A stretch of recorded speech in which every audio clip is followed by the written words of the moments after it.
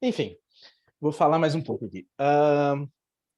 A aula panorâmica é uma tradição da UBL que acontece há muitos anos, desde o ano passado, que é, a gente passa por alguns dos conceitos básicos de linguística que vocês vão precisar para tudo que a gente vai fazer daqui para frente, a partir dos problemas que vocês resolveram nas duas fases anteriores. Então, cada ano tem que refazer essa, essa apresentação. E eu vou tentar ser rápido. Deixa eu até botar meu reloginho aqui, para a gente não ultrapassar o nosso tempo. Mas a fala de hoje vai estar dividida em 3 capítulos, em 3 pernas. Uma delas, o que é língua? A segunda, o que é o mundo? Ou onde é o mundo? Ou, enfim, entenderam? E a terceira, Kipu, o nosso tema especial. Então tá, vamos começar com o que é língua. A gente vai precisar de uma definição de trabalho sobre o que é língua para a gente conversar daqui para frente. Para fazer essa definição de trabalho, eu vou apresentar 3 afirmações sobre língua, porque a questão do que é língua, ela varia bastante entre porque a língua é estudada de várias maneiras diferentes, por várias perspectivas diferentes, e todas as perspectivas, elas têm visões um pouco diferentes de como a língua funciona e do que ela é. Mas tem algumas ideias básicas que todos os linguistas, pelo menos, concordam. E eu vou começar com 3 afirmações que refletem 3 dessas ideias básicas. A primeira é: a língua é um fenômeno natural. Ou seja, todos os seres humanos usam alguma língua e sabem usar alguma língua. E, em geral, eles aprendem uma língua específica quando eles são pequenos e eles falam essa língua. Eles aprendem com os outros seres humanos, porque, em geral, os seres humanos vivem com outros seres humanos, e eles falam essa língua. Isso é um fenômeno natural. Os detalhes do como isso é natural variam um pouco dependendo da corrente linguística, do quanto tem inputs já programados no cérebro, e do quão abstratos são esses inputs, de como esses inputs interagem com a cultura. Tudo isso é um pouco polêmico, mas o fato bem estabelecido, o fato consensual, é de que a língua é um fenômeno natural. Esse é um primeiro ponto importante. Segundo ponto importante: a língua, ela o propósito primário da língua é a comunicação. Diferente de outras coisas dos humanos que são naturais também, porque, por exemplo, se eu estou espirrando, isso comunica alguma coisa também, né? Se eu estou com os olhos vermelhos, isso comunica alguma coisa. Não o que vocês estão pensando. Mas essas coisas, elas não existem para comunicar. Elas existem por outros motivos e elas comunicam também. Mas a língua existe para comunicar. Essa é a intenção da língua e essa é a razão primária da língua.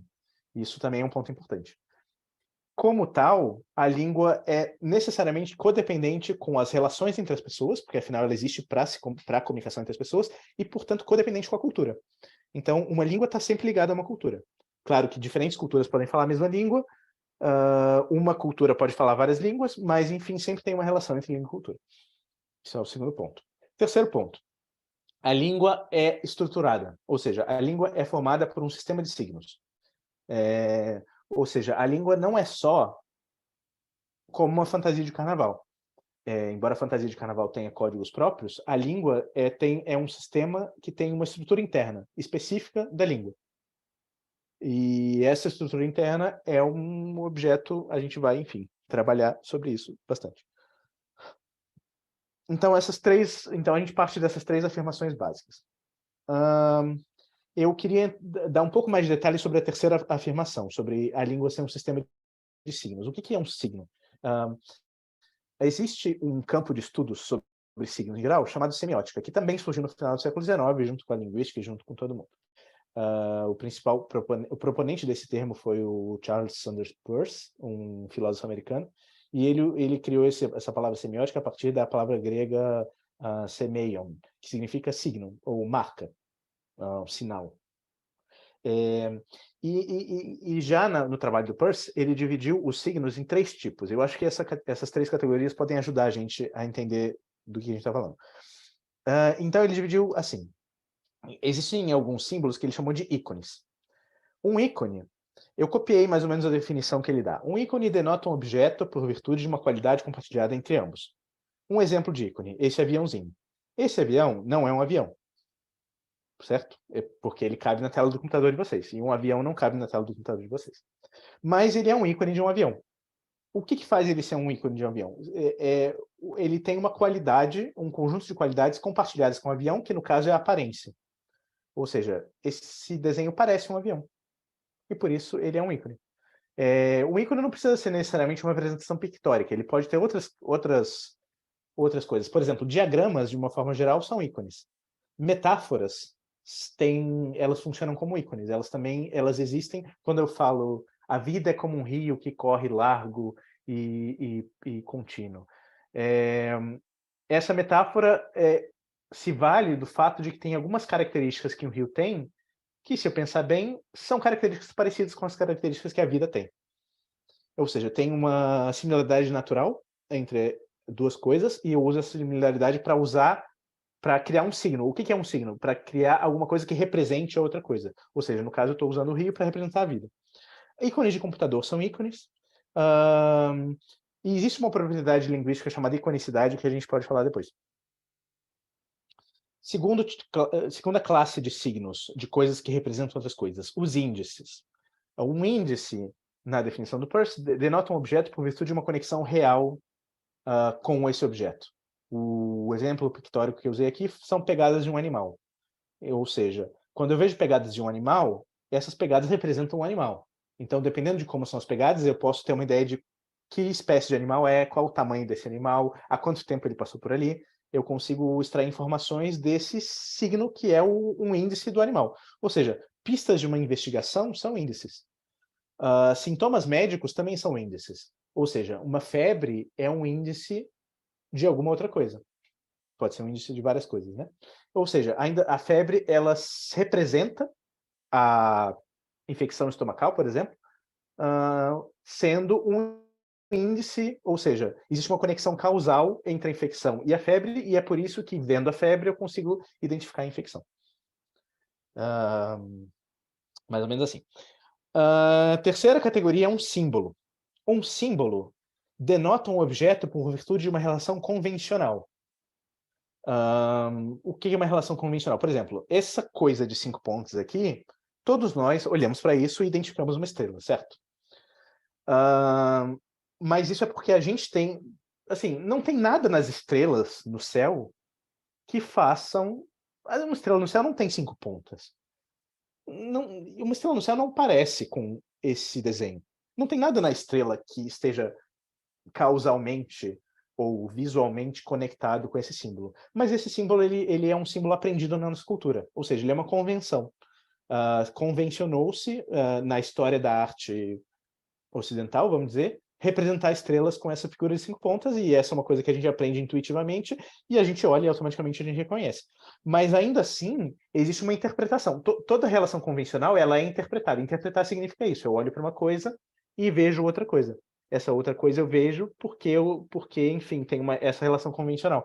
Ou seja, toda cultura ela é permeada de símbolos, porque a gente usa muitas coisas para representar outras coisas o tempo todo. As roupas que a gente usa, a postura que a gente tem, as músicas que a gente canta, enfim, muitas coisas. Códigos, em geral, são símbolos, e a linguagem, a língua, ela também é formada de símbolos. A língua também é convencional.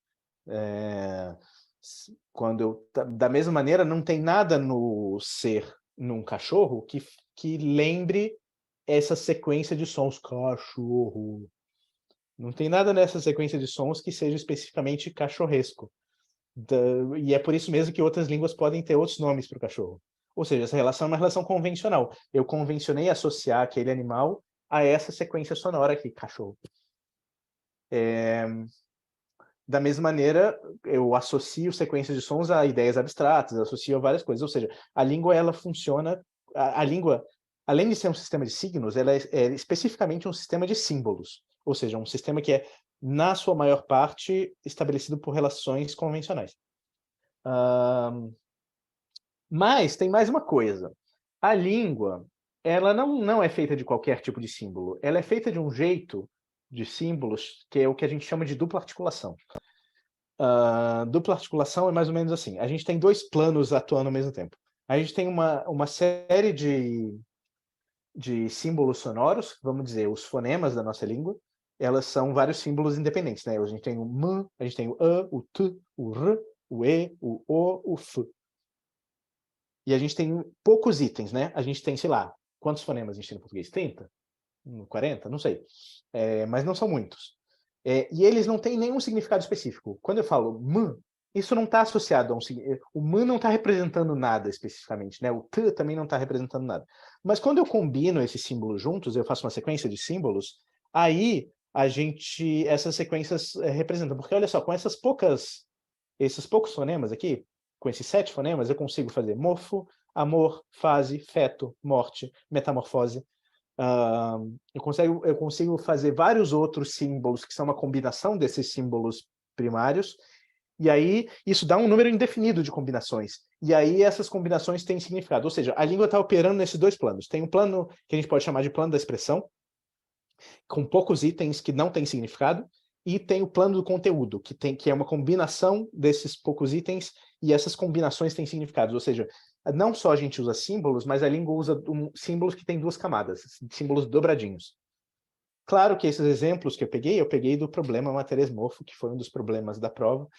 Eu vou passar por quase todos os problemas da prova nessa apresentação, não todos, mas, enfim, é um problema que vocês acharam fácil, foi o problema 4 da primeira fase, e em todos os problemas eu botei aqui a porcentagem de acertos que ele teve entre todos os 10 mil participantes. 70% acertou esse problema. Era um problema fácil, mas era um problema divertido, mas ele serve para ilustrar isso. A gente poderia também entrar em mais detalhes, eu não vou ficar entrando em muitos detalhes, mas em resumo a gente poderia dizer assim, a linguagem humana, diferente de outros sistemas de símbolos, outros sistemas de comunicação, a linguagem humana ela é feita de símbolos, ou seja, ela denota coisas de forma convencional, ela é articulada 2 vezes, sons viram palavras, palavras denotam sentidos, ela tem como a comunicação como foco primário, são 3 coisas que a gente já falou, mas ela tem outras propriedades que a gente poderia descrever e usar para diferenciar a língua humana de outras formas de comunicação. Por exemplo, a gente pode falar de coisas que não estão aqui e agora, ou seja, a gente fala não só sobre coisas, mas sobre ideias sobre as coisas. Isso é um ponto importante. A língua ela é reflexiva, ou seja, a língua pode falar sobre a própria língua, ou seja, a gente pode falar não só sobre ideias sobre as coisas, mas também sobre ideias sobre as ideias. E a língua é produtiva, ou seja, ela sempre pode comportar novos símbolos, ou seja, toda língua tem esse potencial de construir mais palavras, mais frases, mais textos a partir dos que já existem. Ou seja, a gente pode construir ideias sobre as coisas. E a gente pode multiplicar esse processo. Quando eu falo linguagem humana, eu não estou querendo ser especista aqui, mas eu não vou entrar na discussão sobre a comunicação dos outros seres, porque, enfim, a gente não tem tempo para isso e porque isso é um tema super complexo, mas eu estou falando da linguagem humana porque nós somos humanos, só por isso. Mas não vou fazer a afirmação de que a linguagem humana é intrinsecamente superior a outras formas de comunicação dos animais. Enfim, isso é um debate que mereceria algumas horas, mas a gente não tem essas horas nesse momento. Mas eu vou usar um outro exemplo de um problema da edição anterior, da edição Mascate, para falar sobre, por exemplo, esse é um poema concreto, né? Esse poema Pluvial Fluvial. Esse poema concreto é interessante porque ele é uma sobreposição entre palavras, a palavra fluvial e a palavra pluvial, ou seja, essas palavras elas são símbolos convencionais, duplamente articulados, pelo que a gente já falou, mas ela também representa iconicidade, ou seja, a palavra fluvial ela aparece sempre na horizontal, a palavra pluvial aparece sempre na vertical. Por que essas direções? Essas direções evocam, elas são ícones da própria chuva e do próprio rio.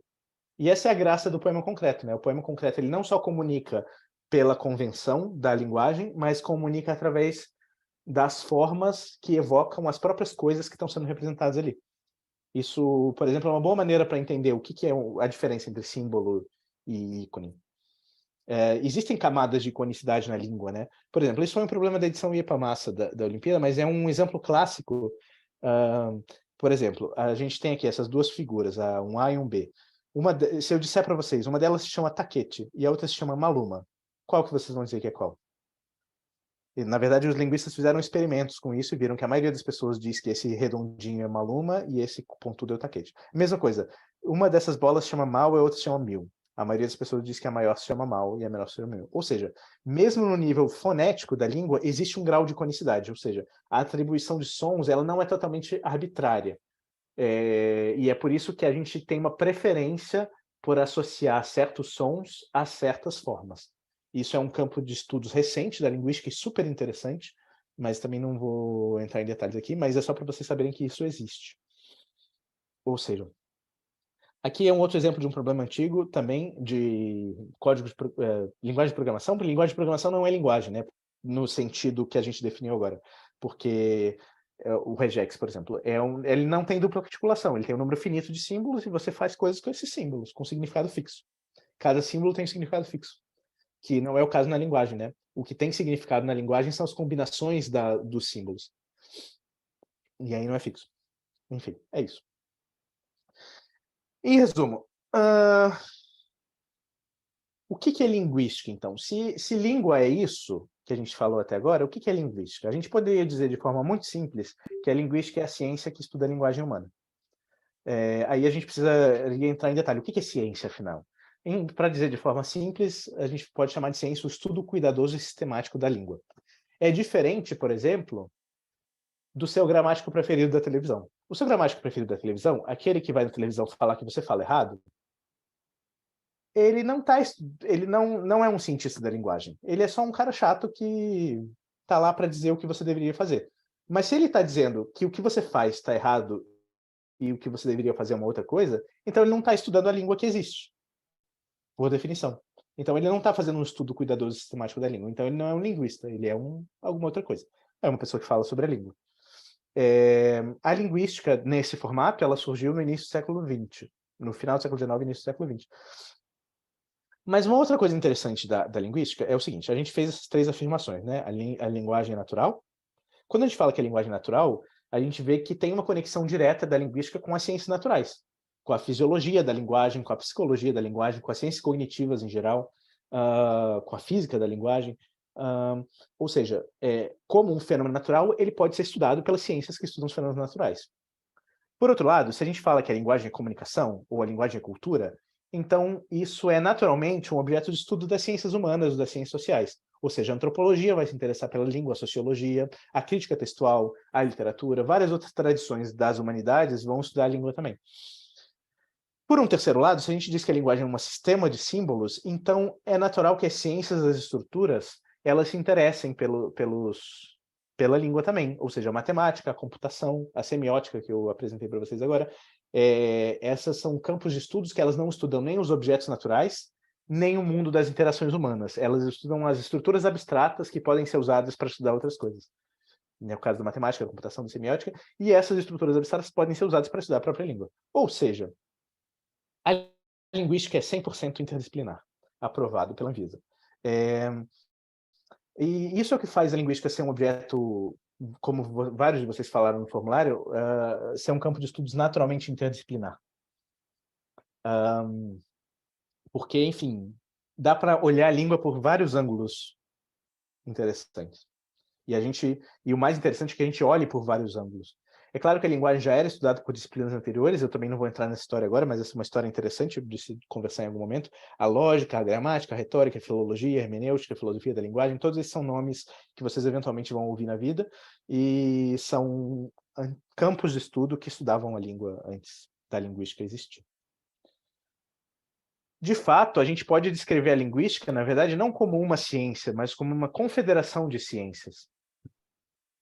Esse é um modelinho que eu peguei da internet, mas mais ou menos assim, a gente pode pensar assim, se a gente for olhar para a estrutura da língua, que aqui está chamado de o linguistic core, o núcleo da linguística, a gente vai estudar pelo menos três camadas, a camada dos sons, a camada dos sentidos e a camada das estruturas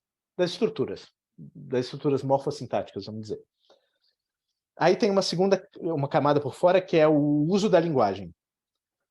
Tem a estrutura, como a língua se estrutura e como a língua é usada, porque tem várias coisas que a gente entende pelo uso. E, para fora disso, a gente tem a interface da língua com várias áreas de conhecimento. E isso gera várias maneiras de estudar a língua. A linguística, as várias áreas da linguística, elas têm a ver com isso. A gente tem a sociolinguística, a gente tem a linguística histórica, a gente tem a neurolinguística, a gente tem a linguística forense, que estuda, a gente tem, enfim, a gente tem a fonoaudiologia, que pode ser entendida como uma aplicação da linguística no âmbito fisiológico, médico. Enfim, Esse é o núcleo. Mas eu fiz um modelinho que eu acho mais bonito para representar isso. E isso representa também como que vão ser as nossas aulas. Tirando a maior parte das nossas aulas vão ser essas 5 coisas. A gente vai ter um encontro sobre sons, para explorar esse nível de como as línguas se estruturam no nível dos sons.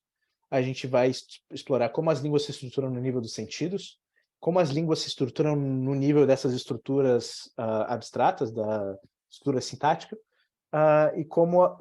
Então, a gente vai ter essas 3 aulas, e a gente vai ter também uma aula sobre a relação entre língua e mente, ou seja, psicolinguística, neurolinguística, e a gente vai ter uma outra aula sobre a relação entre língua e sociedade, ou seja, sociolinguística, política linguística e coisas desse tipo. Essas vão ser as nossas 5 aulas, juntando com as aulas da Obeleped, do Rolezinho, e a aula específica do tema Kipu. Isso dá os nossos 9 encontros de segunda-feira, online. E aí eu peguei alguns problemas que vocês já exploraram um pouco disso. Por exemplo, nesse problema, o de cá para lá, vocês, nesse joguinho aí, é interessante que vocês conheceram vários dos autores dos problemas, né? Esse problema foi feito pelo Rodrigo, que falou com vocês, que é o guardião atual da Meleca. E aí vocês tinham que completar e descobrir quais são os 2 nomes que faltam para fazer esse meme aqui. E aí a chave era vocês entenderem que a sequência aqui é em ordem alfabética, mas das consoantes vozeadas, ou seja, das consoantes que vibram as cordas vocais. A diferença entre P e B. O B vibra as cordas vocais e o P é feito do mesmo jeito, só que sem vibrar as cordas vocais. Isso aqui é o que as suas cordas vocais fazem, só que em câmera lenta. Esse GIF aqui. Então as 2 palavras eram araré e assaré. Mais ou menos metade dos participantes acertou esse problema, não foi tão difícil. Mas a gente pode trabalhar os sons de outras formas, né? E a gente sempre tem algum problema com música em que vocês têm que ouvir atentamente e treinar, acostumar os ouvidos de vocês para ouvir padrões sonoros diferentes dos padrões que existem em português. Nesse ano a gente usou uma música da Disney para isso. Mas tem coisas no nível dos sons que não são só fonemas, né? Tem coisas que estão além do nível dos fonemas. Por exemplo, vocês tiveram um problema que não teve só 33% de acerto, que foi um problema sobre as sílabas tônicas em Mapudungun. E aí vocês tinham que entender que tipo de sílaba puxa tônica, enfim, eu não vou falar sobre isso agora. Mas tem outros níveis suprassegmentais. Teve um problema da edição passada da Mascate, de um artigo recente, que mostra que os bebês identificam a prosódia da língua dos pais muito cedo, ou seja, desde o início, desde os primeiros meses de vida, eles choram na prosódia da língua. Ou seja, bebês criados por pais que falam francês choram de um jeito, por pais criados que falam chinês choram de outro jeito. O ritmo do choro é o ritmo preferencial das frases naquela língua. Isso é interessante, vocês podem olhar a prova da Mascate para ver esse problema, quem não fez a prova, né? A gente pode olhar também as línguas no nível... Esse nível que a gente está chamando de estrutura é assim, por exemplo, uma palavra ela é composta de pedaços, e esses pedaços significam coisas diferentes. Por exemplo, esse problema aqui sobre o letão mostrava isso. A gente tem esse radical runá. Runá com t no final é um verbo no infinitivo. Então, runat é falar. Mas runatais é a pessoa que fala, é o agente da fala, o palestrante. Mas runashana é o substantivo a fala. Ou seja, existe uma sequência linear de símbolos que carregam significados diferentes e a combinação desses significados dá o significado da palavra que a gente faz. Isso é o que é estudado na linguística pela morfologia, pela a forma das palavras. A gente poderia incluir aqui a conjugação verbal, várias coisas que trabalham no nível das palavras, né? Mas a gente também pode olhar para o nível das frases, né? A gente tinha esse problema aqui, pergunta. A pergunta é, Nari foi para o parque? Escrita num alfabeto que propositalmente vocês não sabiam ler, no alfabeto armeno. E aí, essa frase, vocês podem ver que as palavras são todas escritas do mesmo jeito, mas tem esse acento aqui que muda de lugar. Aí, se essa frase é traduzida desse jeito, Nari não foi, Aram foi, então aparentemente o que está sendo negado é essa palavra aqui, que é Nari. E essa palavra então deve ser Nari. Da mesma maneira que essa palavra que não foi, ela foi para a academia, então isso aqui deve significar para o parque. E na terceira frase, isso aqui então deve ser o verbo foi. Ou seja, a ordem da frase é Nari para o parque foi. Ou seja, nessa língua, em armênio, aparentemente, por esse problema, eu posso concluir que o verbo tende a vir no final da frase. Algumas combinações de palavras, algumas ordens, elas são fixas. E algumas relações entre as palavras são fixas. Elas dão esse nível de estrutura da língua. Por exemplo, no português, eu não posso falar o artigo depois do substantivo. Eu posso falar um menino, mas eu não posso falar um menino o. Não dá certo isso em português, porque a estrutura do português é feita de um jeito que isso não funciona. E tem um propósito para fazer o português funcionar. Não quer dizer que tem língua que nem a maior parte das línguas do mundo nem artigo tem. Mas diferentes línguas vão usar diferentes estruturas e a gente pode estudar isso. De fato, vocês viram isso em vários problemas, né? Por exemplo, nesse problema com essa placa de um trem no País de Gales, vocês tinham que usar a placa para entender algumas coisas sobre a estrutura das frases em galês, na língua galesa. Vocês provavelmente descobriram que o só o r é o artigo na língua galesa e que esse ao aparece no final como marcador de plural. Então, sal é as portas. Dava para entender isso pelo problema. É um exemplo, né? Dava para entender várias coisas pelo problema. O que é diferente de um outro problema que envolvia placas, que estava na primeira fase, que era esse do dentista na Alemanha. Nesse do dentista, você não precisava analisar a estrutura sintática, nem a estrutura das palavras exatamente. Você precisava pensar no significado das palavras. Aí assim, a coisa mais importante de entender é achar esse Zahn e entender que Laser Zahnmedizin, vocês reconhecem laser e medicina, tem esse Zahn que aparece no título da Zahnland e vocês deveriam descobrir que Zahn é dente. E isso é uma placa de um dentista. Basicamente, vocês usam alguns conhecimentos pragmáticos para isso. O que eu quero dizer com isso? Alguns conhecimentos sobre o que uma placa deveria ter. Por exemplo, assim vocês reconhecem o endereço, o telefone, horário de abertura e fechamento. Vocês provavelmente entendem que Montague é segunda-feira só por causa disso, por motivos pragmáticos, mas tem um raciocínio semântico aqui. O que faz sentido ter uma placa desse tipo? O que se tem essas coisas, tem implante, tem medicina laser, o que pode ser isso? Não é uma loja de sanduíche, né? Porque, enfim, o significado de sanduíche não combina com esses outros significados muito bem. Mas aí vocês poderiam descobrir que é uma placa de um dentista. Aí vocês tiveram outros problemas interessantes, por exemplo, esse problema de ambiguidade, né? O foco do problema é vocês perceberem que tinham dois tipos diferentes de ambiguidade. Uma ambiguidade que tem a ver com a estrutura, por exemplo, essa frase, encontrei Beto fazendo compras. A ambiguidade aqui está no fato de que você não sabe quem está fazendo compras. Pelo jeito que a frase está construída, você não sabe se eu estou fazendo compras enquanto eu encontrei o Beto ou se o Beto estava fazendo compras quando eu encontrei ele. Ou seja, é uma ambiguidade da estrutura. Mas tem uma ambiguidade do sentido também. Por exemplo, quando eu falo vendo o pôr do sol, que é a frase que está na tirinha, esse vendo pode significar esse símbolo ou esse símbolo. Ou seja, né? Não vou descrever com palavras, mas é isso. A palavra vendo pode significar essas duas coisas, ou seja, é uma ambiguidade no significado das palavras. Isso é uma boa maneira de entender a diferença entre esse nível da estrutura e esse nível dos sentidos. Vocês tiveram vários outros problemas envolvendo sentidos, por exemplo, na segunda fase tiveram esse problema Pachamama lindo, em que vocês tinham que parear algumas palavras em quechua com suas traduções em português, para isso vocês tinham que raciocinar sobre as combinações de sentidos.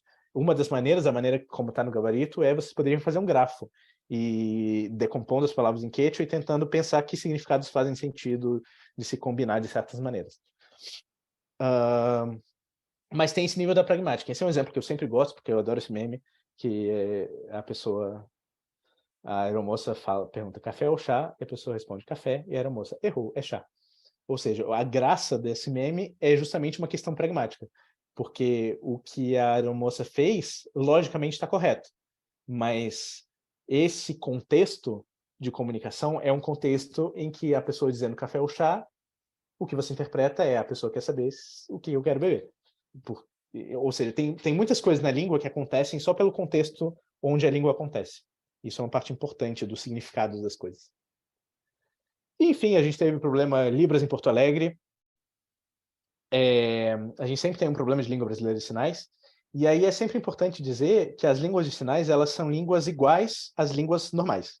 Isso é um ponto importante. Também é uma coisa consensual entre os linguistas.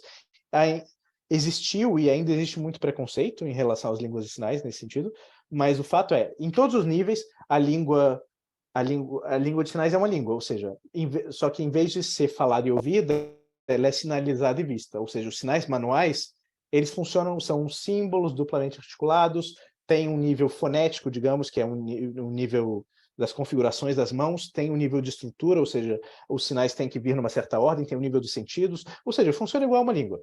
Mas também é importante dizer que língua de sinais é diferente de alfabeto manual. Alfabeto manual é só um sistema de símbolos simples para representar letras, que é uma parte bem pequena de uma língua de sinais. Não é uma língua propriamente, né? É um conjunto de símbolos. Gestos também são outra coisa. E expressões faciais e emocionais, elas também são um outro fenômeno fisiológico na história do desenvolvimento da linguagem que é diferente da língua de sinais. Tá, acabei a primeira parte. Segunda parte. Então, mais ou menos, isso é o que eu acho que vocês precisam saber sobre o que é língua e o que é linguística, mais ou menos por onde a gente vai caminhar. Segunda parte, eu gostaria que vocês soubessem algumas coisas sobre o mundo. Uma das coisas que eu gostaria de que vocês soubessem sobre o mundo é que o mundo tem 2 continentes. Um desses continentes se chama Afro-Eurásia, que é esse continente grandão aqui, que é o maior continente. Ou seja, enfim, esse bloco de terra. As pessoas da Afro-Eurásia, elas gostam de dividir a Afro-Eurásia em vários pedaços e chamarem esses pedaços de continentes diferentes. Eu não sei, as pessoas têm um costume estranho. Principalmente as pessoas dessa baía aqui, que é a grande baía noroeste da Afro-Eurásia, e as pessoas que moram aqui no noroeste da Afro-Eurásia, elas se sentem especiais por algum motivo, e elas têm uma história um pouco triste de violência com relação ao resto do mundo. Mas, enfim, existe esse continente, mas isso é um continente não só no sentido geográfico, mas no sentido dos fluxos humanos também. Humanos andaram de todas as partes da Afro-Eurásia para todas as partes da Afro-Eurásia desde sempre. Humanos circularam, migrações de todos os lados para todos os lados dentro da Afro-Eurásia sempre aconteceram. Então a Afro-Eurásia é bem conectada desde sempre. E o outro continente tem uma história diferente. É o continente que alguns de nós chamam de América, mas América não é um bom nome, né? Porque, enfim, é um nome dessa galera do noroeste da Afro-Eurásia. Mas a gente poderia usar o nome das pessoas que moram aqui, que seria mais interessante. Hoje em dia, vários movimentos indígenas usam o nome Abya Yala, que é de uma comunidade indígena do Panamá, que serve para representar o mundo de alguma forma, mas que é usado como um nome indígena para esse continente, que é o continente em que a gente vive. E, além desses 2 continentes, a gente tem algumas ilhas. Outra coisa, a história dos humanos, isso é um ponto importante. A gente deveria ter sempre em perspectiva que a história dos humanos é muito longa. Primeiro, porque existiram várias espécies humanas diferentes, o que a gente chama de hominídeos, né? A gente, biologicamente falando, a gente está acostumado a se entender como parte da espécie Homo sapiens. Mas a gente teve várias outras espécies do gênero Homo que eram muito parecidas com Homo sapiens, mas que existiram em paralelo, existiram antes e existiram em paralelo com Homo sapiens, e não só existiram em paralelo, como se cruzaram. Vocês podem ver aqui, começa no Homo habilis, depois o Homo erectus, aí o Homo erectus ramificou para várias outras espécies, o Homo floresiensis, que são os hobbits da vida real, depois vocês pesquisem na internet, mas depois o Homo heidelbergiensis, e aí o Homo sapiens. E aí o Homo sapiens aqui está espalhado, porque ele se espalhou por vários continentes, mas o Neandertal também se espalhou por vários continentes, os denisovanos também, e, mais interessante que isso, eles cruzaram geneticamente. Ou seja, a gente se achar a ponta da evolução é uma bobagem, inclusive porque a gente tem genes neandertais, genes denisovanos dentro da gente. Ou seja, tanto não faz sentido pensar que os Homo sapiens são superiores, de alguma forma, quanto eles literalmente transaram com os outros humanos. E isso está expresso na nossa genética. É isso. Mas isso é uma história muito longa, enfim. Os hominídeos começaram mais ou menos 2 milhões de anos atrás. Isso é bastante tempo. 2 milhões, mais que 10. É bastante. Mais que 100. Mas os hominídeos, eles seguiram especificamente os Homo sapiens, que são essa vermelho aqui, se espalharam pelo globo todo. E aí eles aproveitaram uma brechinha para conseguir chegar em Abya Yala, e aqui em Abya Yala a chegada é bem mais recente, né? 15 mil anos atrás, mais ou menos, mas aí segue uma história específica, esse mais ou menos o padrão de de espalhamento, mas é muito mais complexo que isso, teve idas e vindas de vários tipos. Isso aqui é uma linha do tempo. A gente pode dizer que o Homo sapiens surgiu mais ou menos 300 mil anos atrás. As primeiras saídas do Homo sapiens da África, do que a gente sabe hoje, devem ter acontecido mais ou menos 200 mil anos atrás. A grande saída da África, onde teve uma grande migração de Homo sapiens para o resto da Afro-Eurásia, aconteceu há 100 mil anos atrás, no início da última era glacial. A gente teve várias eras glaciais enquanto os hominídeos existiam, e a última foi essa aqui. A chegada em Abya-Yala foi mais ou menos por aqui. O último Saara úmido, para quem não sabe, o Saara nem sempre foi um deserto, nem sempre é um deserto, ele passa por ciclos de milhares de anos em que ele vira floresta e depois vira deserto de novo. Isso é um fenômeno bem louco. O último período do Saara floresta começou mais ou menos no fim da última era glacial, 12 mil anos atrás, terminou tipo uns 8 mil anos atrás, que foi quando começou o Império Egípcio. Mas o que eu quero mostrar com essa linha do tempo é o seguinte: dessa linha toda da existência dos humanos, o que a gente sabe sobre o nosso passado é essa pontinha aqui no final. Essa pontinha dessa barrinha verde da cidade mais antiga que a gente conhece para frente, ou do início do Império Egípcio para frente. Ou seja, a esmagadora maior parte da história humana, a gente não sabe nada. Como é que a gente reage à nossa ignorância, normalmente?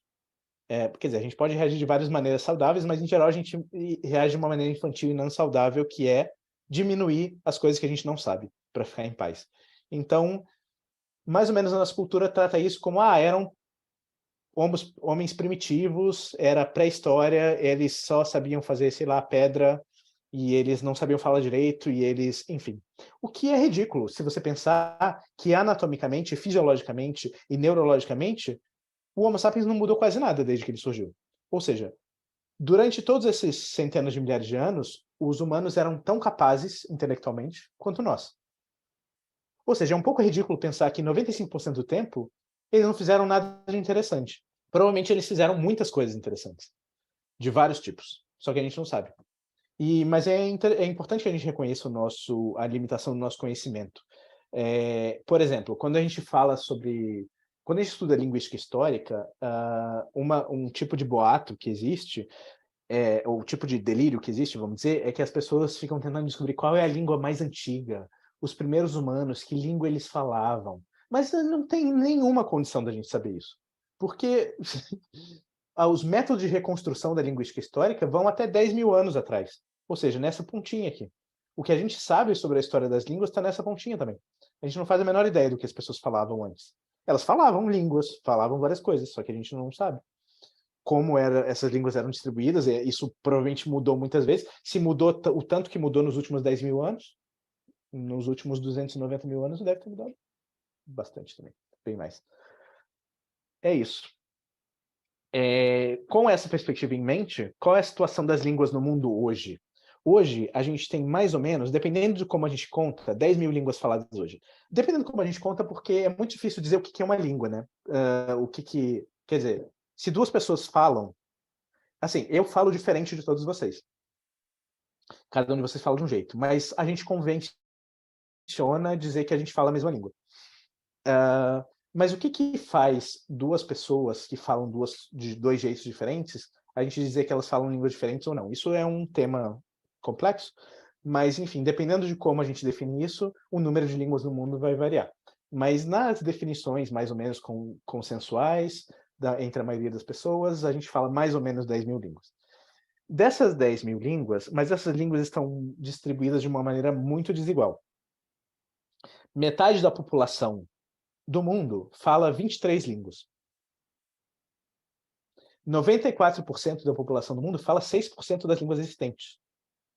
396 línguas dessas 10 mil são línguas faladas por mais de 1 milhão de falantes. Se a gente só pega assim, sem pegar os falantes nativos, pegando os falantes que falam inglês, mandarim, hindi e espanhol, isso já dá 3 bilhões e meio de pessoas, já dá quase metade da população mundial. 4 línguas, das 10 mil que existem.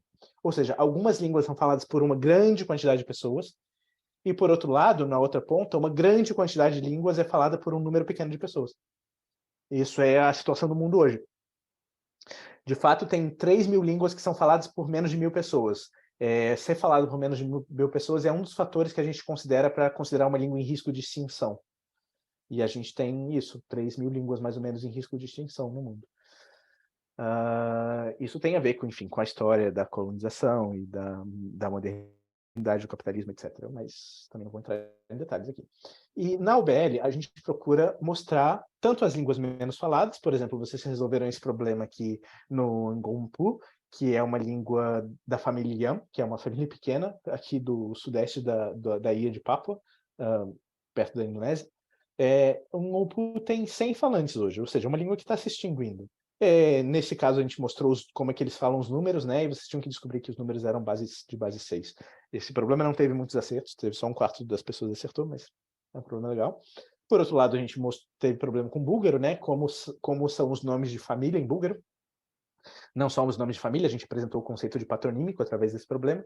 E o búlgaro é uma língua média, uma língua falada por 8 milhões de pessoas. É a 19ª língua mais falada na Europa.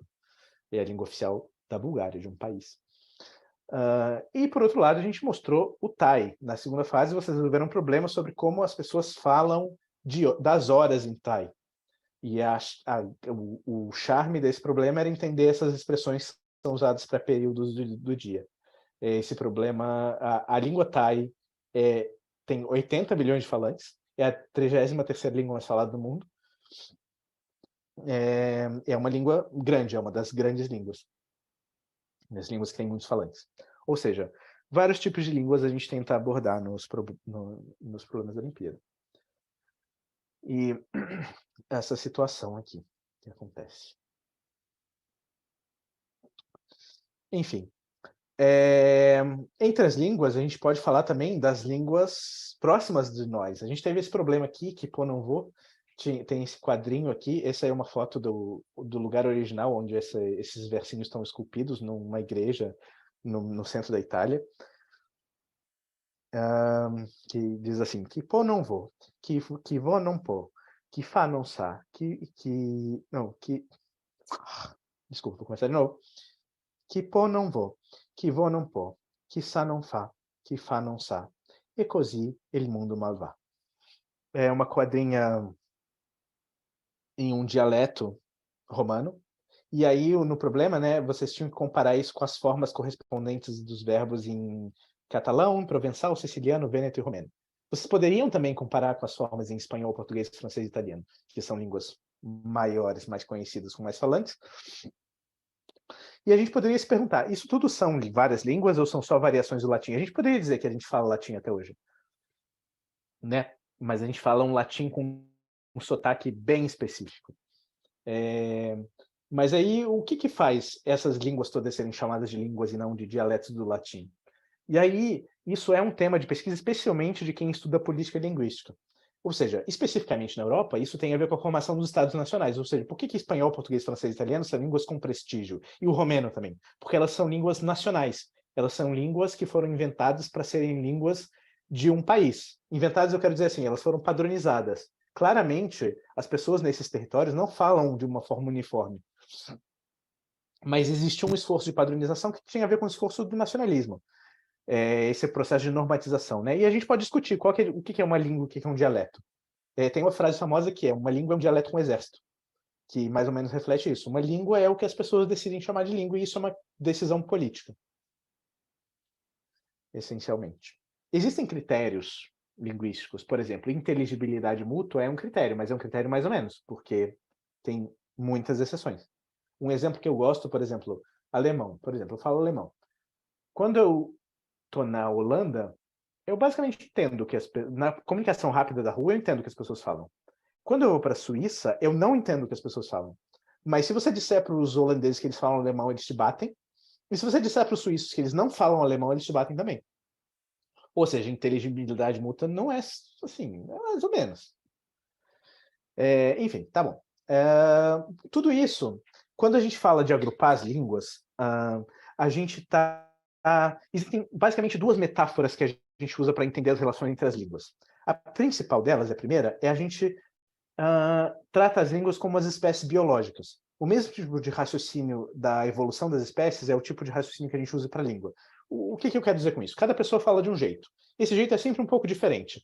Quando eu aprendo a falar, eu falo de um jeito diferente dos meus pais, né? Ou seja, eu introduzo mutações na língua, em relação à língua que eu aprendi dos meus pais ou da minha escola, enfim. Ou seja, o tempo todo estão acontecendo mutações. Eu falo mutações em todos os níveis, nos sons, na gramática, nos significados das palavras, e é por isso também que qualquer gramática normativa está necessariamente fadada ao fracasso, porque como a língua está mudando o tempo todo, você tentar dizer que a língua certa é assim, nunca vai funcionar. No máximo vai funcionar por um período de tempo muito curto.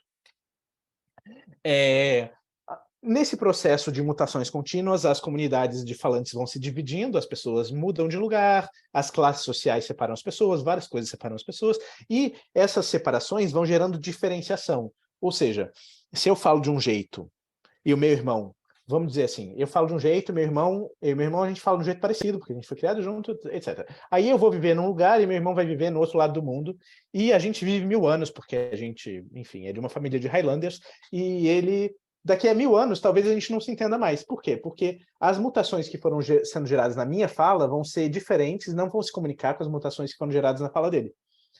E esse é o processo como, eventualmente, essas duas falas param de funcionar juntos, da mesma maneira que as espécies biológicas param de funcionar juntas, né? No caso das espécies biológicas, a gente usa o critério da reprodução. Reprodução e gerar descendência fértil. Na língua, a gente pode falar de inteligibilidade mútua, ou seja, a gente para de se entender. E aí acontece essa especiação de línguas. Mas ainda assim, quando as línguas se especiam, a gente pode desenhar um cladograma delas, né? Uma árvore. Ou seja, a gente pode dizer, pode usar a metáfora da árvore, mas a gente também usa muito uma metáfora de família, né? É como se assim, a minha língua e a língua do meu irmão daqui a 1000 anos vão ser da mesma família, porque elas descendem de uma língua comum, que a gente pode chamar de a língua mãe que deu origem a essas duas línguas. E a gente pode dizer que essa língua mãe, se ela for reconstruída, a gente pode dizer que ela é uma protolíngua. Protolíngua não é no sentido que ela é menos língua, ela é uma língua, mas ela é a língua que deu origem a essas línguas. De fato, essa maneira de estudar, de pensar nas línguas, é uma das maneiras dominantes na linguística. A gente pode dizer assim, por exemplo, existe a família das línguas indo-europeias. Ou seja, todas essas línguas que estão nesse mapa, elas um dia... Como é que a gente sabe disso? Porque a gente faz um processo de reconstrução. Depois, em outros encontros, a gente vai poder falar mais sobre como isso funciona. Mas todas essas, a gente reconstruindo, a gente consegue concluir que todas essas línguas elas vieram de um ancestral comum. Ou seja, alguém falava uma língua, dessas línguas indo-europeias, a gente chama essa língua de proto-indo-europeu, porque ela não é atestada, né? É uma língua reconstruída, e dessa língua se derivaram as outras, todas essas línguas. E elas se derivaram em grupos, né? Então a gente tem subfamílias. Aí a gente estava falando das línguas românicas, as línguas derivadas do latim, o português, o espanhol, o francês, o italiano, o romeno, e, enfim, todas essas. Aí a gente tem a família das línguas germânicas, que inclui o inglês, o alemão, o norueguês, sueco, dinamarquês, islandês, faroês, todas essas línguas. A gente tem as línguas eslavas, que incluem o russo, o ucraniano, incluem o polonês, o tcheco e o eslovaco, incluem os eslavos do sul, que é sérvio, croata, búlgaro, macedônio. São as línguas eslavas são muito próximas às línguas bálticas, que hoje em dia sobreviveram só duas, que são o letão e o lituano. A gente tem as línguas indo-arianas, que incluem desde o curdo, falado no Kurdistão, até o farsi, que é a língua principal do Irã, da Pérsia, mas as outras línguas, várias línguas faladas no Irã, o pashto do Afeganistão, há várias línguas do norte da Índia, o hindi, o bengali, o marathi, várias línguas do norte da Índia, a maior parte das línguas da Índia, todas elas fazem parte desse ramo indo-ariano das línguas indo-europeias. A gente ainda tem grupos menores, são os 4 grandes grupos. A gente tem grupos menores, como as línguas celtas, que ainda são faladas em alguns lugares, o albanês, o grego, o armeno. Enfim, é isso. A família indo-europeia foi a primeira família de línguas que foi... Enfim, a ideia de família linguística surgiu com as pessoas estudando a família indo-europeia. De fato, tem uma história disso, dos linguistas europeus, desde William James, percebendo, olha, o sânscrito, o grego antigo e o latim têm umas similaridades interessantes. Aí o Jacob Grimm descobriu uma lei fonética que explicava como as línguas germânicas derivaram umas das outras. Aí o Franz Bopp juntou isso tudo numa grande gramática, enjutou o persa, enfim. Tem uma história de como é isso. Mas a gente tem várias outras famílias linguísticas estabelecidas hoje, né? Isso, a gente está mostrando em mapa, né? Mas a gente pode ver no cladograma, que é mais parecido com como a gente estuda biologia, né? Então a gente pode ver, por exemplo, que das línguas românicas, a família mais próxima são as línguas celtas. Por incrível que pareça, porque não parece, mas é. Depois as línguas germânicas, enfim. A gente pode ver em que momento, em que distância temporal elas foram se separando, né? Embora achar datas precisas seja muito difícil, mas pelo menos a ordem a gente consegue estabelecer pela própria dinâmica das línguas. Esse é um mapa com as principais famílias linguísticas do mundo. A gente tem as línguas indo-europeias, que são a maior família, ou seja, a família com mais falantes hoje em dia. 3,3 bilhões de pessoas falam uma língua indo-europeia. Isso inclui todas as línguas europeias, inclui boa parte das línguas da Índia, ou seja, é bastante gente. A segunda família, vocês podem tentar adivinhar, é a família sino-tibetana, que tem 1,4 bilhões de pessoas, basicamente todas as línguas faladas na China e no Tibete e em Myanmar. Todas não, tem línguas não sino-tibetanas faladas na China também. Mas, enfim. A terceira maior família é essa família que a gente chama de Níger-Congo, que é em toda a parte subsaariana da África, vamos dizer, desde o Senegal, passando pela Nigéria, e incluindo todas as línguas banto, Angola, Moçambique, várias línguas que vieram para o Brasil, Quimbundo, Kikongo, o Swahili, que é uma língua bastante falada hoje em dia, são todas línguas da família Níger-Congo. Em quarto lugar, a família afroasiática. Desculpa os linguistas, eles não são muito bons para dar nome de famílias, não são nomes muito originais, mas a família afroasiática inclui principalmente as línguas semíticas, ou seja, hebraico e árabe, e todas as outras menores, inclui as línguas berberes dos berberes do Saara, inclui o amárico, e algumas outras línguas da Etiópia e da Somália. Essa família existe. E a quinta maior família é a família das línguas austronésias, que são as línguas faladas na Indonésia, principalmente, mas também, enfim, a família austronésia surgiu em Taiwan, se espalhou pelas ilhas, mas ela inclui tanto Madagascar quanto o Havaí, ou seja, ela é muito espalhada no globo, mas predominantemente em ilhas, em pequenas ilhas. E tem pelo menos mais 136 outras famílias linguísticas que a gente conhece. Ou seja, essas são as grandes famílias, né? As famílias com muitos falantes, mas a gente tem muitas famílias de línguas, né? E é importante, porque também tem umas zonas de diversidade. Por exemplo, eu achei interessante esse mapa, porque 8 países do mundo concentram mais de 50% das línguas do mundo. O Brasil é um deles. Essas zonas em azul são as zonas de maior diversidade linguística no mundo. Mas a Nigéria é outro deles, o Camarões, o México, a Índia, a Indonésia, são todos países com uma diversidade enorme de línguas. Vocês sabem, né, que o Brasil tem, na contagem conservadora, mais de 200 línguas faladas hoje, né? Apesar de que todos nós não só falamos português, como declaramos inglês como a nossa segunda língua, o que é humilhante, tem outras 200 línguas que nenhum de nós sabe falar, infelizmente. É muito triste isso, mas acontece. A gente tem as línguas isoladas ainda, não vou entrar em detalhes, mas algumas línguas grandes são isoladas, o japonês, por exemplo, o coreano, o sumério, várias línguas de sinais, o mapudungun, que teve um problema, o basco, porque a gente precisa entender que toda teoria tem limitações de teoria, né? Não é que tem alguma coisa, sei lá, essencial nisso, mas um modelo de famílias, às vezes, não consegue dar conta de explicar certas coisas, e a linguística vai avançando. Tem várias coisas novas sobre famílias linguísticas no Brasil, por exemplo, que estão sendo transformadas nos últimos anos, por exemplo. Tá. Outra metáfora importante, eu sei que passou um pouco do tempo, mas eu vou dar uma corridinha aqui. Outra metáfora importante é da língua como comércio. As línguas não só elas têm uma relação genética, genealógica, mas elas têm uma relação de contato também. Ou seja, falantes de uma língua se encontram com falantes de outras línguas o tempo todo, e as línguas trocam informações desse jeito. Trocam elementos, né? Trocam fonemas, trocam palavras, trocam estruturas gramaticais, trocam estilos, e essas trocas não têm a ver com as famílias, essas trocas têm a ver com contato. E é por isso que existe o conceito de áreas linguísticas, isso vai ser importante também, a gente entender que, enfim, algumas regiões têm contato prolongado. Um exemplo típico é a área altaica, as estepes da Ásia Central, que tem línguas de famílias diferentes, mas que, como elas têm um contato constante devido ao estilo de vida nômade ou semi-nômade das pessoas nas estepes, esse contato é muito intenso, e aí essas línguas compartilham várias estruturas. Enfim, mas a gente tem as áreas linguísticas da América do Sul. Essas são algumas das áreas linguísticas daqui. Uma delas é a área dos Andes Centrais, que a gente vai falar um pouquinho mais já já. E a terceira coisa que eu queria falar, que não é uma metáfora das línguas, mas eu queria falar sobre os sistemas de escrita. Eu só queria dizer essa frase, na verdade. Escrita não é língua, é tecnologia. E eu acho muito importante a gente, desde o início, ter clareza sobre isso. A escrita não é parte da língua.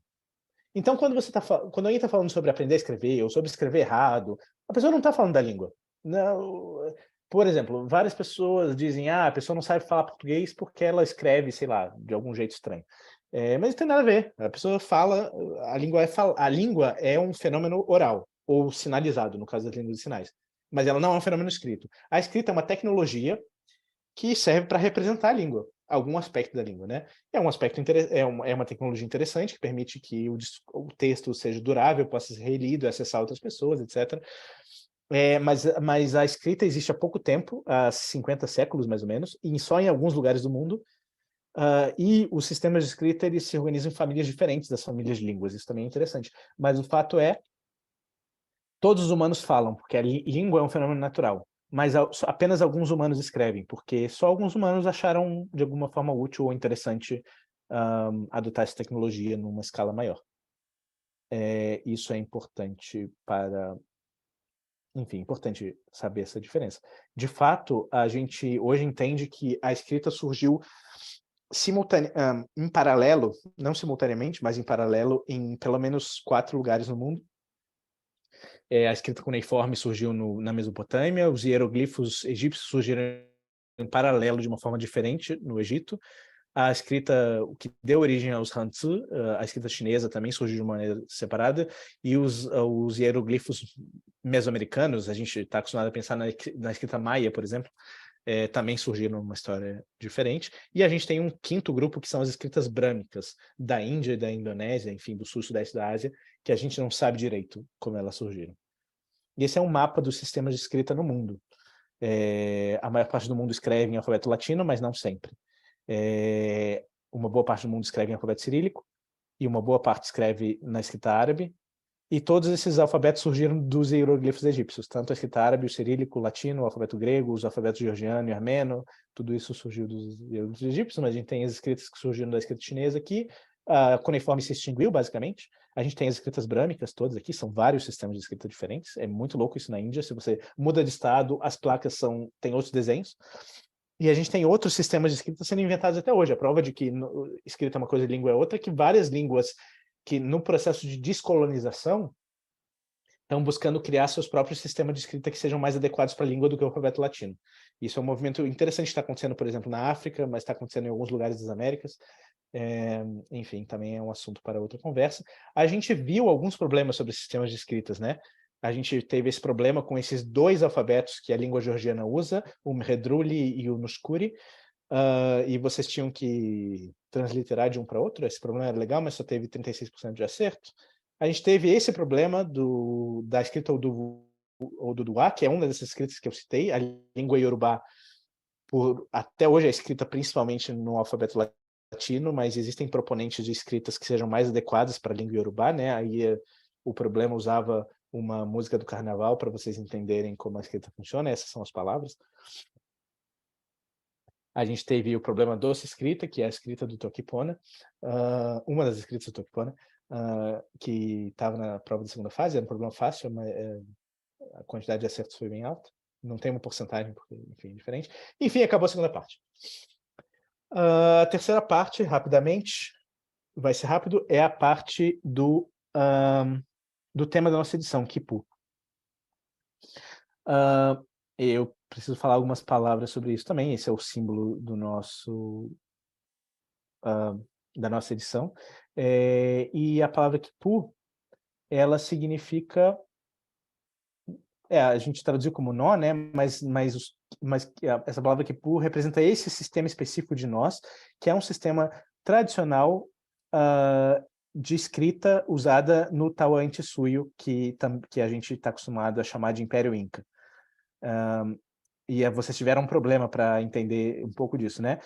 A escrita nos quipu, ela não está totalmente decifrada. A gente não entende exatamente, a gente nem entende se é um sistema de escrita completo ou não, mas a gente entende algumas coisas, e uma das coisas que a gente entende é como eram os registros contábeis, ou seja, como que se registrava números.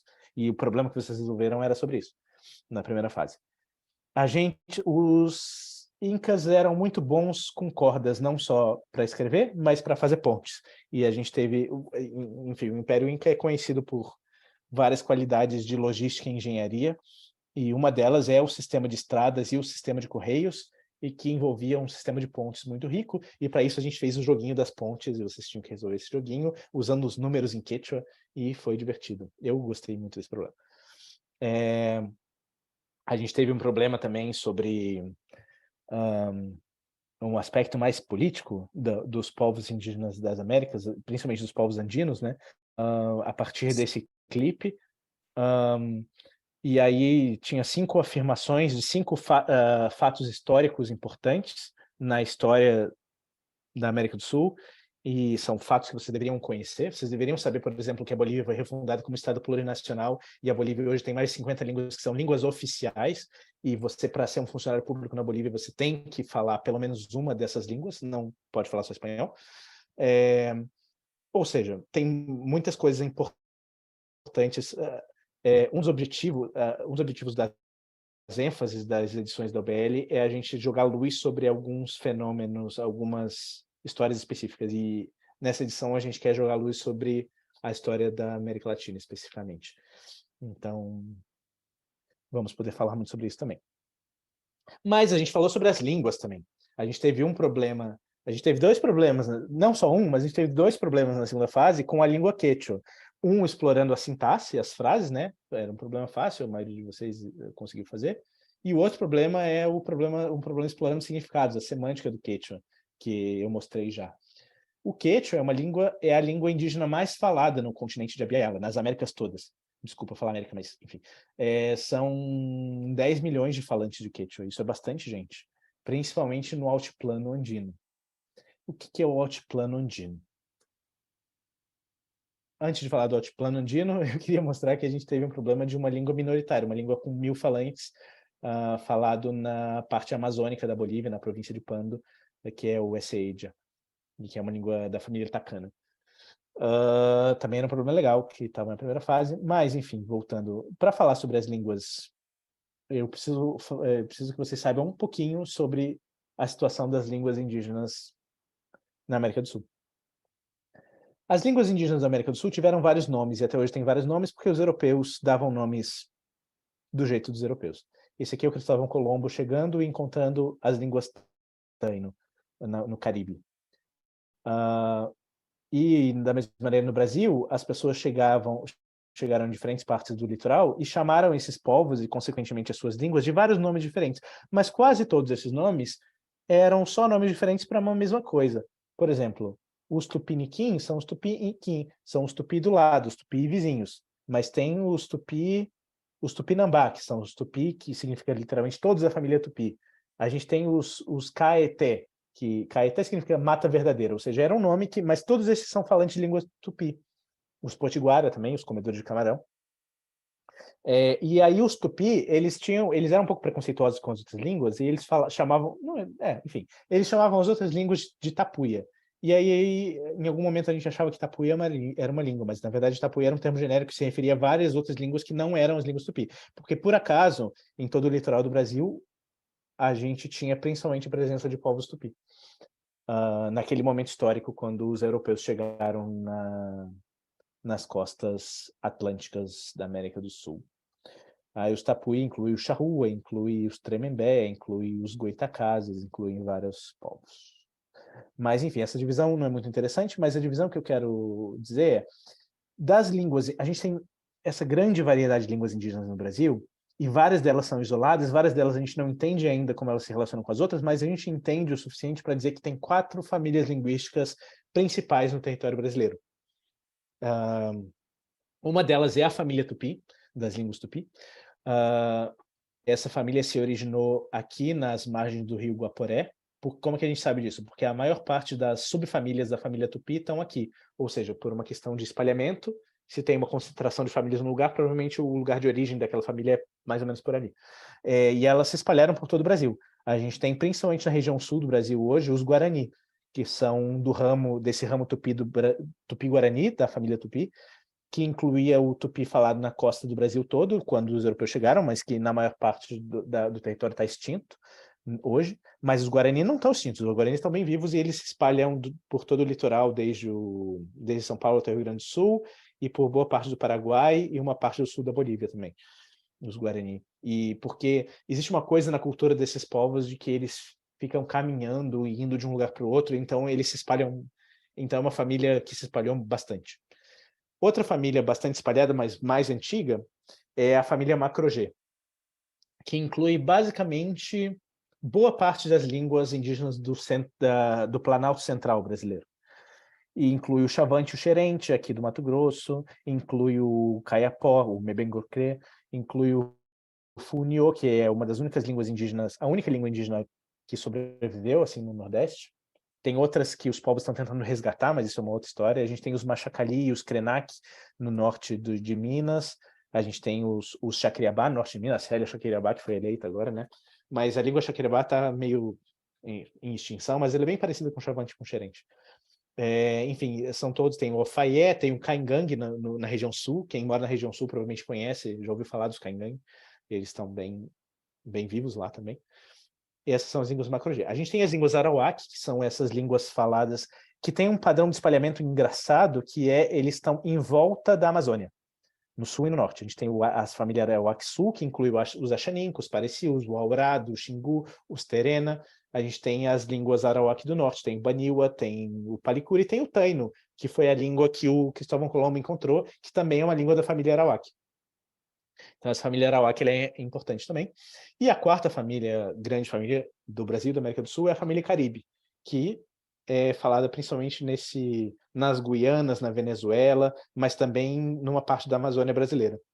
E também no Xingu. O Xingu é tipo um santuário, né? Vários povos acabaram indo para o Xingu por causa da expansão da fronteira agrícola. Então, o Xingu concentra vários povos de línguas diferentes. Enfim, esse é mais ou menos o mapa.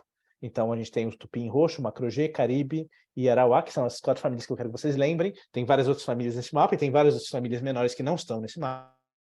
Tem a família Tacana, que eu citei agora, tem Pano, tem Tucano, enfim, tem os Yanomami, que até onde a gente entende são uma língua isolada.